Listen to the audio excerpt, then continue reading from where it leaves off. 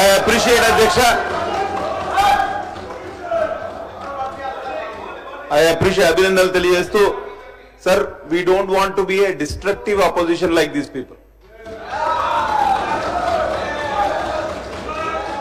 నేను constructive criticism చేయడానికి 4 రోజుల పాటు పొద్దున 4 గంటలకు లేచి 8 గంటల వరకు ప్రిపేర్ అయ్యి ఈ పుస్తకాలన్నీ మీరు ఇచ్చినవన్నీ అవపోసన పట్టినాం అధ్యక్ష. This is going to be research paper. మీరు వినండి, నేను ఎక్కడ కూడా డీవియేట్ గాను డైవర్ట్ చేయను, ఎక్సెస్ మాట్లాడిన అధ్యక్ష. కాబట్టి ఫిజికల్ అడ్మినిస్ట్రేషన్ 12 పద్దులు నాకే ఇచ్చారు మా బీజేపీ నాయకులు. కాబట్టి 5 నిమిషాలు ఒక పద్దు, 12 పద్దులు ఇంటూ 5 నిమిషాలు అనుకుంటే 60 నిమిషాలు. నేను ఎక్కువ టైం తీసుకుని అందులోనే కంప్లీట్ చేస్తా. వీలైతే ఇంకొక 5 నిమిషాలు తగ్గించుకునే ప్రయత్నమే చేస్తా.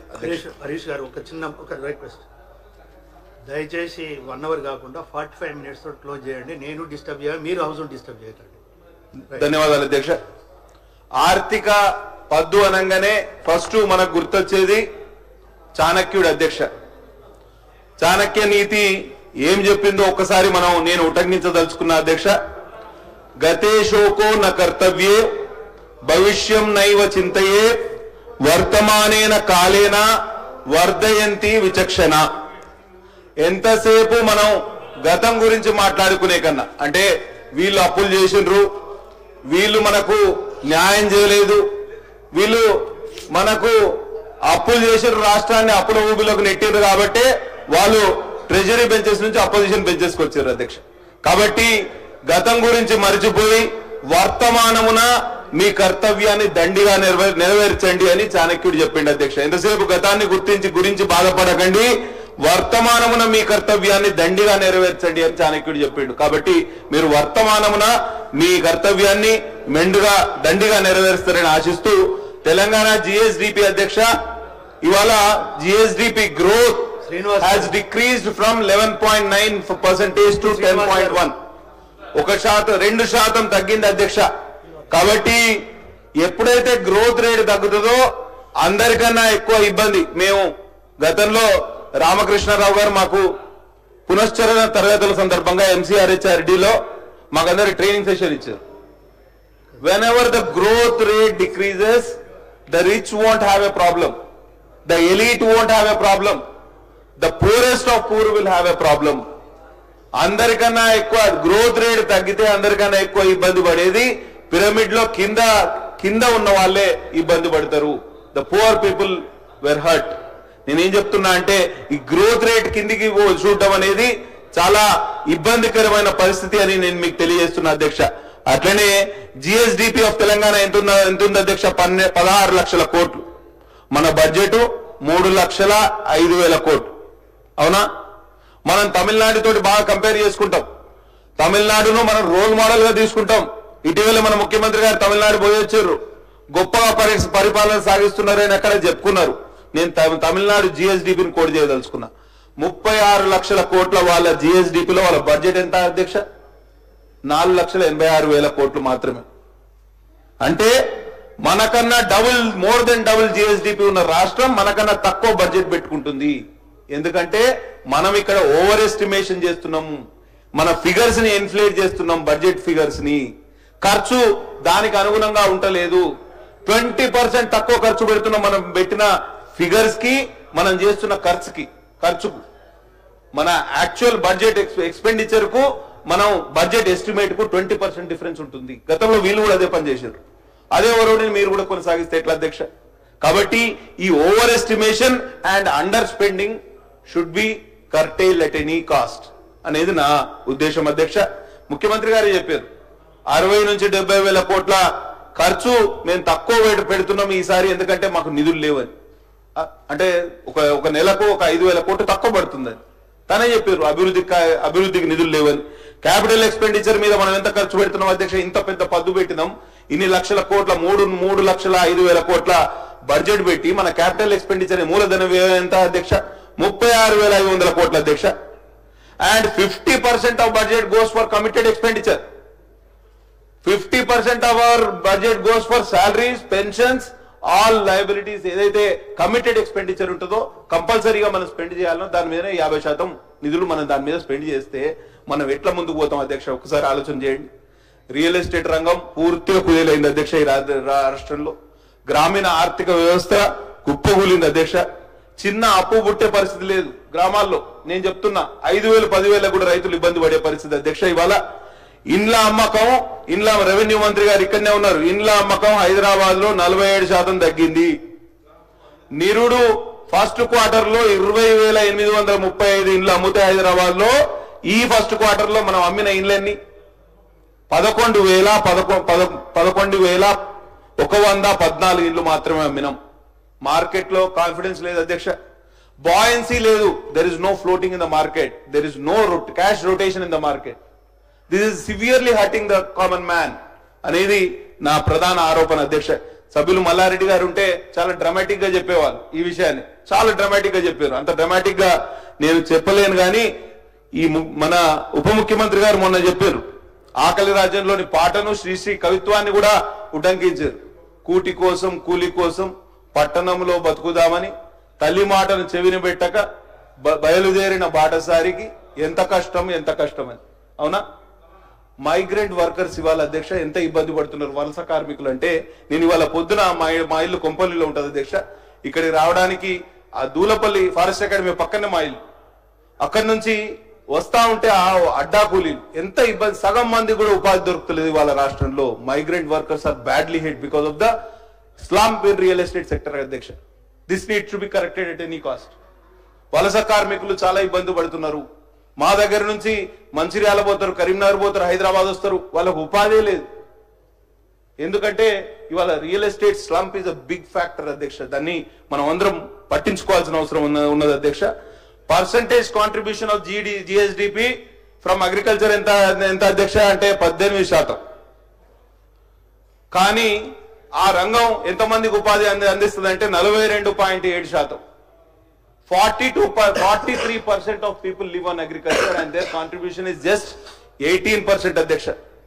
Industry's contribution towards GSDP is 22.5% అధ్యక్ష, and their contribution 22.5% have employment in industry sector and their contribution towards GSDP is just 16%. అదే సర్వీసెస్ కి వచ్చేవరకు 35% people work in services sector and they contribute 67%. అంటే మనం కేవలం సేవల రంగం మీదనే ఆధారపడుతున్నాము. ఇది కరెక్ట్ కాదు. ఇది మన భవిష్యత్తుకు ఇబ్బందికరమైన పరిణామం.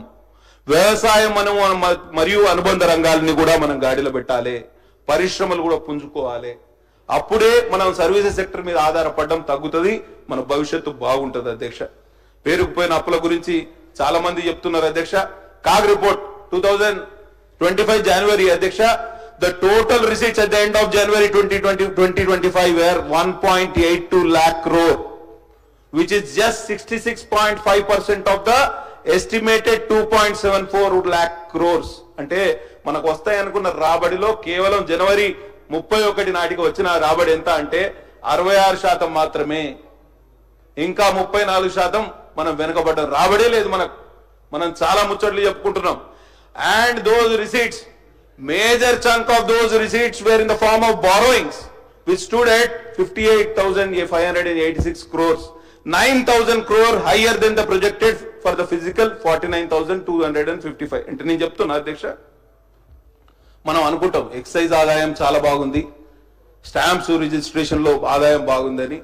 ఇవన్నీ రిసిప్ట్స్ కన్నా ప్రభుత్వానికి ఆదాయ వనరు ఏందనుకుంటున్నారు అధ్యక్ష? పూర్తిగా ఇవాళ మొదటి పద్దు ఏముంటది అంటే ఆదాయ వనరుల్లో మనం లెక్క కడితే బారోయింగ్స్, అప్పులే మనకు ప్రధాన ఆదాయ వనరుగా మిగిలిపోయినాయి ఇవాళ రాష్ట్రం. ఇది నర్మగర్భమైన సత్యం అధ్యక్ష. దీని నుంచి, ఈ విష వలయం నుంచి మనం, విష చట్రం నుంచి మనం బయటపడనంత కాలం మనం బాగుపడే ప్రసక్తి లేదు అధ్యక్ష. కాబట్టి ఆర్బీఐ ఇచ్చే special drawing facility, ways means and advances WMA over draft ను ఎన్నిసార్లు ఉపయోగించుకుంటున్నాం ఒకసారి చెప్తా. పోయిన డిసెంబర్ లో 31 రోజులు ఉన్నాయి. 31 రోజులు స్పెషల్ డ్రాయింగ్ ఫెసిలిటీ, 4,500 కోట్లు special drawing facility. Special drawing facility ద్వారా ఏం ప్రాబ్లం అంటే అధ్యక్ష, అది రెపో రేట్ కన్నా 2% ఎక్కువ ఇంట్రెస్ట్ రేట్ ఉంటుంది మనకు. దానివల్ల మనకు ఇంట్రెస్ట్ రేట్ ఎక్కువ కట్టాల్సిన పరిస్థితి. ప్రతిరోజు మనం ఓవర్ డ్రాఫ్ట్ తీసుకుంటే ways and means and advances లో 31 రోజుల్లో 24 రోజులు మనం WMA కింద డబ్బులు తీసుకున్నాం. ఎన్ని తీసుకున్నాం? 1776 కోట్ల అధ్యక్ష. ఇవన్నీ మనకు సరిపోక గచ్చిబౌలిలో 400 ఎకరాల భూములు అమ్ముదామని. అవునా? ఎంత దారుణం అంటే ఇవాళ గచ్చిబౌలి 400 ఎకరాల భూమి ఇవాళ లంగ్ స్పేస్ అధ్యక్ష, బ్రీతింగ్ స్పేస్ హైదరాబాద్ నగరానికి. ఎక్కడ పోయినా కాంక్రీట్ జంగల్, ఏ కింద కాంక్రీట్, పైన right side concrete, left side concrete అంత అయిపోయింది. మనకు అవకాశం ఇస్తే స్పేస్ లో కూడా కాంక్రీట్ వేస్తాం. ఆ రోజు కూడా వస్తుంది. ఇవాళ 400 ఎకరాలు అక్కడ బ్రీతింగ్ స్పేస్, లంగ్ స్పేస్ ఉండి, అక్కడ మష్రూమ్ రాక్స్ ఉండి, లేక్స్ ఉండి, బయోడైవర్సిటీ, అక్కడ నెమళ్ళు ఉన్నాయి అధ్యక్ష, 10 పక్షులు ఉన్నాయి, అక్కడ జింకలు ఉన్నాయి. వీటిని కాపాడుకోవాల్సిన బాధ్యత మన మీద లేదా? నేను తప్పకుండా ప్రభుత్వాన్ని రిక్వెస్ట్ చేస్తున్నా, please reconsider your decision. Gachibowli భూముల అమ్మకం మన భావి పౌరులకు ఒక గొడ్డలు పెట్టు లాంటిది. దయచేసి దాన్ని విరమించుకోండి, ప్రత్యామ్నాయ మార్గాలు వెతకండి. కానీ భూముల అమ్మకం అనేది చాలా హేయమైన చర్య అధ్యక్ష. గతంలో వీళ్ళు చేసిండ్రు, వీళ్లకు శిక్ష ప్రజలు వేసిండ్రు, వాళ్ళు అందుకే అపోజిషన్ లో కూర్చున్నారు.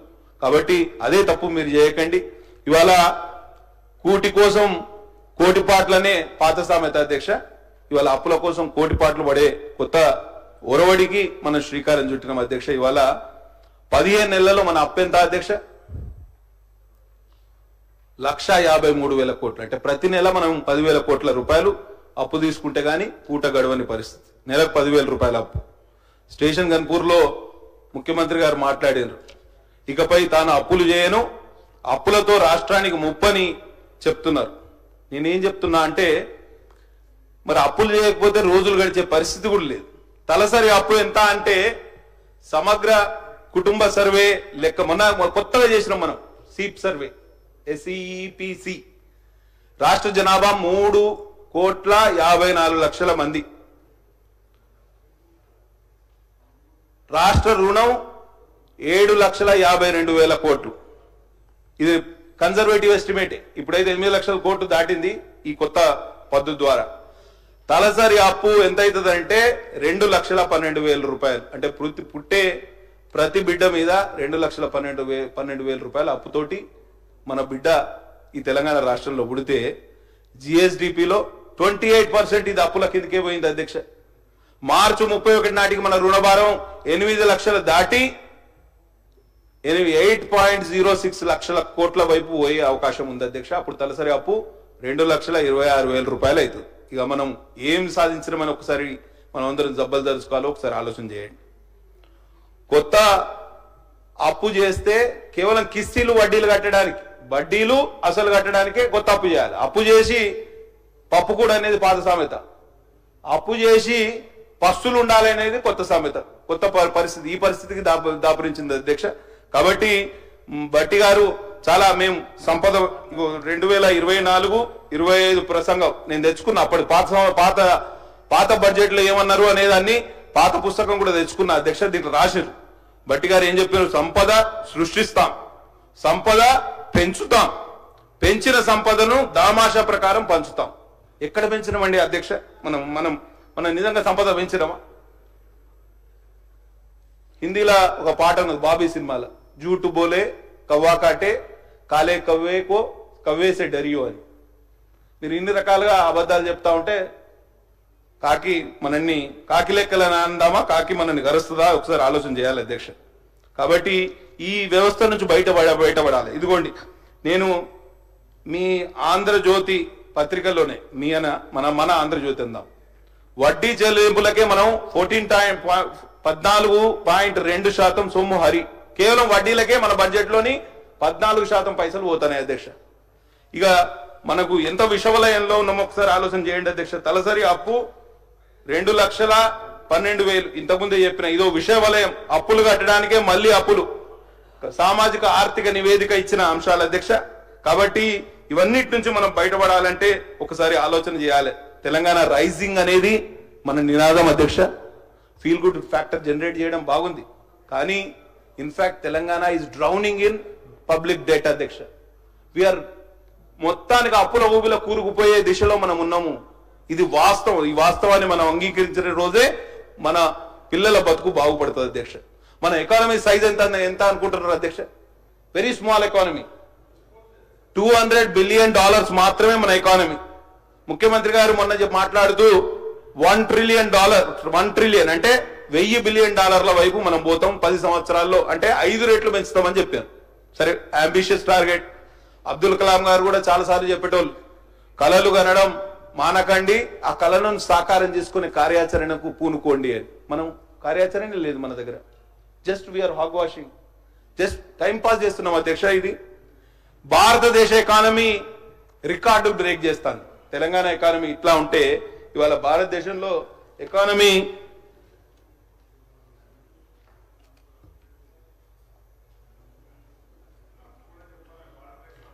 చెప్తా.